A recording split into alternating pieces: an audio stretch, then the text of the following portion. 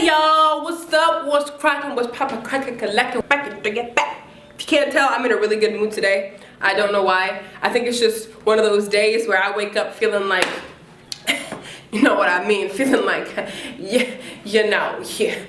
So today, I am going to be talking about college. I'm specifically going to talk about how I got into the University of Washington. I'm going to talk about what my experience has been like at the University of Washington, and I'm going to talk about what I hope to get from being at the University of Washington. So, for starters, how did I get here? So, I did not want to go to the University of Washington. I did not want to stay in Seattle. I did not want to be near my family. I wanted to go to China to study. I wanted to go to Miami or New York. So I applied to all those schools. I applied to University of Miami, got in. Applied to Syracuse University, I got in. Did I go? No. Why? Because I realized too expensive. And I realized that I don't know if I could actually be away from my family as long as I would expect to. So I figured, okay, I'll stay here. My family's close, you know. The University of Washington is an amazing school. I think it's like number 13 on the list of public institutions in the whole entire world. So it's a great university. I want to study engineering and computer science, and I know it's the top university for that. So I figured, okay, I'm not really losing anything, you know, I'm staying close to home. I can stay close to Microsoft since I've had a lot of internships at Microsoft. I have a lot of connections and stuff there. So I figured, why not? Let's stay at Washington. You know, we'll just take it all as it goes. So I did that, and I've been doing that. And how did I get in? I spent about like 2 or 3 hours on my UW application because I did not think that I was going to go here. I thought that I was going to get into Stanford University, but that didn't happen. So here I am, anyways, and basically my SAT score was 1200, which is not that high.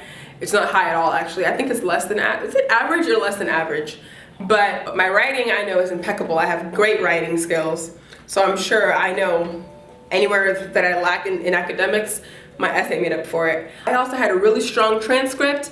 I had been taking IB classes for 2 years, all IB classes for 2 years, so as you can imagine, it did wreck my grades a little bit, but to show that I challenged myself throughout all 2 years and my last final 2 years of high school, I think that definitely meant a lot to the admissions counselors. And by the time that I found out that I was gonna get into UW, I had already known that I didn't get into into Stanford, so UW was the backup, and I'm glad that it was because this is where I am now, and I'm very glad to be here.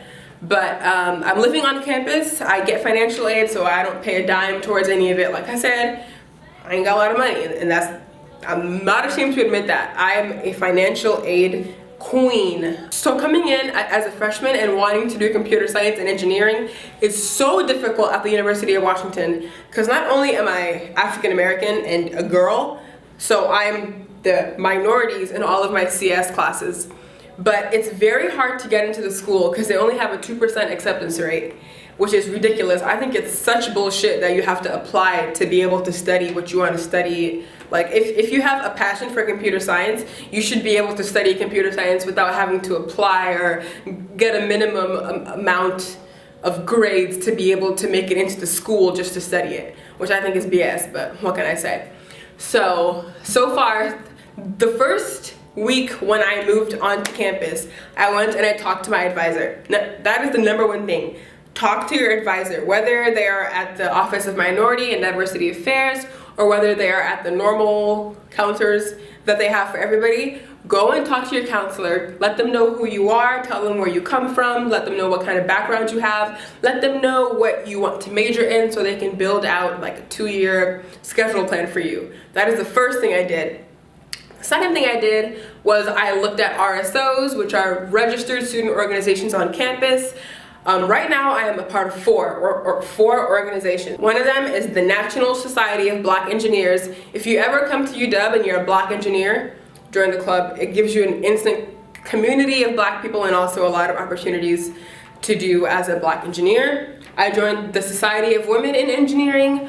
I joined hall council, which is basically like an ASB but for your dorm, which is kind of weird, I guess. And I also joined the peer review board, which is kind of like an honor board as they have in different high schools and stuff, where like if you do petty theft or if you walk around in the hall drunk and somebody catches you and they report you, we are the people who would review your case and figure out what kind of punishment, what kind of educational punishment you deserve. So I am involved in campus. That was one of my main things, is to get involved. My third thing when you come to schools is to don't be afraid to fail.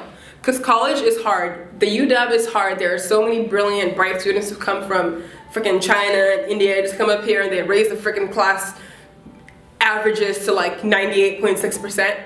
It's okay. For example, I'm taking a biology class that I should not have been in because it's not intended for freshmen, but I took it anyway because I think I know everything, but I was wrong.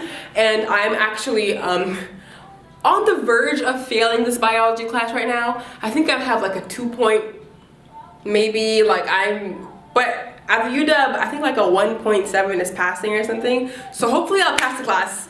But right now it's not looking too hot. But in my CS class, I'm freaking doing amazing in that class because I love computer science. I love programming, so I'm doing great in that area. But I'm not afraid to fail my biology class. So many people have failed. Look at Michael Jordan, look at Albert Einstein, look at LeBron James, look at anybody who's great in life has failed in something. So I'm not afraid to fail my biology class. I can just take it again. The world is not over, which is what I feel like a lot of college students coming into college feel like they have to be perfect. They feel like they have to get that 4.0 GPA. But my biology professor told me that people in higher education don't necessarily look for students, or they don't necessarily hire students with 4.0 GPAs, because that usually means that they're like dweebs, like they don't have any social life because all they're doing is working and trying to be perfect. And nobody wants someone who just wants to try and be perfect 100%, you know? Like I am who I am, flaws and all. And if I failed that biology class, I'm not scared. I'll retake it. Like the world is not gonna end. So don't be scared to fail. But yeah, that's pretty much all I have to say about college so far. If you guys have any questions, please comment below. Whilst you're commenting, feel free to give this video a thumbs up, share it, subscribe to my channel, and we'll keep it rolling. So thank you guys for tuning in again. I hope you guys learned something about college. If you have any questions about summer programs to prepare you for college, about the SAT, the ACT, I took both, have any questions, please comment below. But until next time, salutations.